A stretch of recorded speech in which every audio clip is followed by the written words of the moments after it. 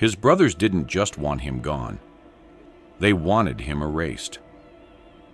A young boy stood alone in a field, wearing a coat that symbolized love.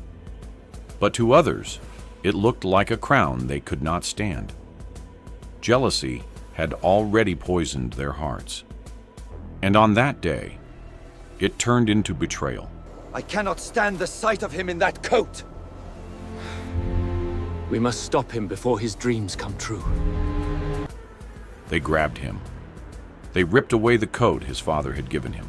Why are you doing this to me? Have mercy! We've had enough of your dreams. Hold him still. And they threw him into a dark, empty pit. Joseph screamed for help, but the only answer he heard was silence. Then a caravan appeared on the horizon, travelers heading toward Egypt. And in one cold decision, his brothers sold him for silver, sold him like property, sold their own blood. As the caravan carried him away through the burning desert sands, his brothers believed something.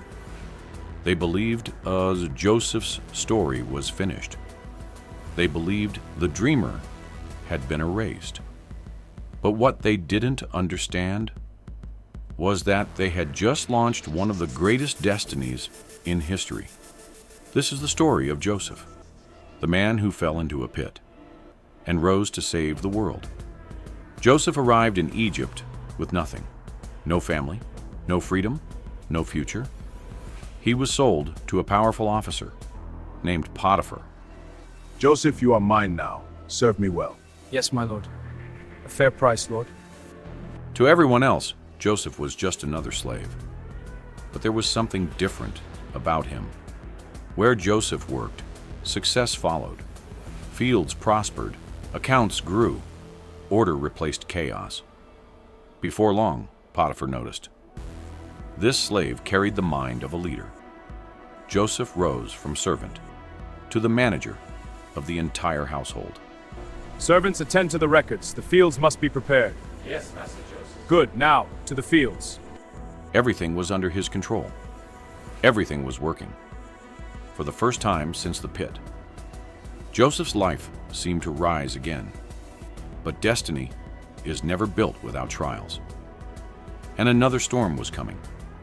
Potiphar's wife tried to trap Joseph. When he refused her advances, she turned the story against him. You vile servant! How dare you betray my trust! Suddenly, the faithful servant became the accused criminal. Move, prisoner! Where are you taking me? Silence! Into the cell! These chains will hold you. Joseph was arrested, thrown into prison. Iron chains replaced freedom. Dark stone walls replaced the sunlight of Egypt. Once again, Joseph had lost everything, betrayed by family, now betrayed by circumstance. Years passed in the silence of a dungeon, forgotten by people, but never forgotten by God. Because in that prison, Joseph's greatest gift was growing stronger. The ability to understand dreams. Dreams others feared, dreams others ignored, dreams that carried messages hidden in symbols. Two prisoners one day came with troubling visions. Joseph listened, then calmly explained their meaning. And just as he predicted, the dreams came true. But even after helping them, Joseph remained behind bars. Time passed, more years of waiting, more nights wondering if the outside world had forgotten him forever. Until one night, the ruler of Egypt woke up terrified. The king, known as Pharaoh, had seen a dream no one could explain. 7 healthy cows grazing peacefully. Then 7 starving cows appeared and devoured them. Another dream followed. 7 full ears of grain growing strong.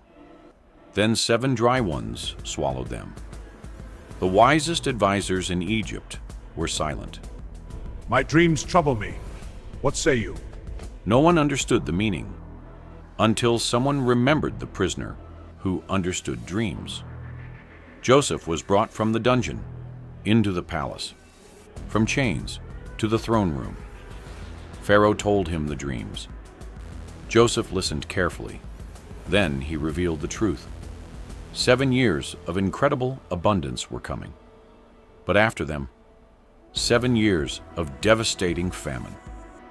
Joseph didn't just explain the dream, he offered a plan. Pharaoh's dream reveals 7 years of plenty, followed by storing food in the fertile era for the era when no food is left.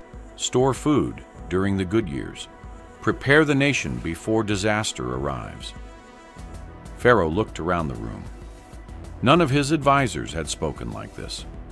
None had shown such wisdom. And in one historic decision, Pharaoh promoted the prisoner. Joseph became the second most powerful man in Egypt. From slave to ruler, from prison chains to the golden ring of authority, Joseph now controlled the food supply of the most powerful nation in the world. Pharaoh, let us store the grain to survive the coming famine. Ration the food. No one shall go hungry. Egypt will endure. The years of abundance came. Fields overflowed. Granaries filled. Joseph prepared Egypt for the coming disaster. Then the famine arrived. And it spread far beyond Egypt, across lands, across kingdoms, across the desert, until it reached the home Joseph once knew, back where his brothers lived. Desperate for food, they traveled to Egypt, begging for grain. Brothers, we must press on to Egypt. The governor will help us. We will plead for mercy. Standing before the powerful governor of the land, but they didn't recognize him. Great Lord, we beg for food. Our families are starving. From where do you come? From Canaan, my lord. We are honest men. Years had changed everything. The slave they sold was now the man controlling their survival. Joseph saw them instantly, the same brothers, the same faces, the same men who threw him into the pit, now bowing before him, just as his childhood dream had foretold. In that moment, Joseph held absolute power. One word, and they could be punished. One command, and their lives would end. But Joseph saw something deeper. He saw a story larger than revenge. Through tears, he revealed the truth. I am Joseph, your brother. No, it cannot be. Forgive us, Deus. The room froze.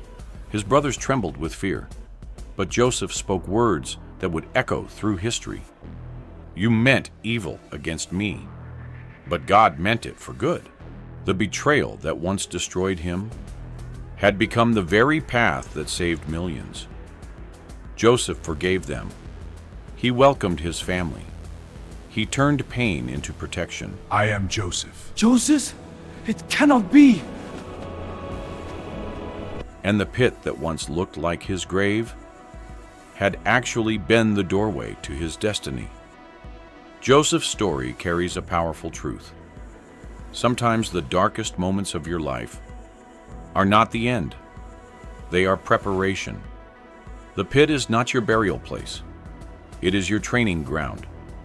The prison is not your failure. It is your preparation.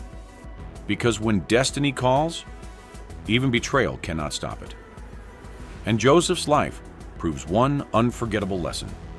What people try to use to destroy you, God can use to elevate you. And sometimes, the very thing meant to break your story is exactly what begins your greatness.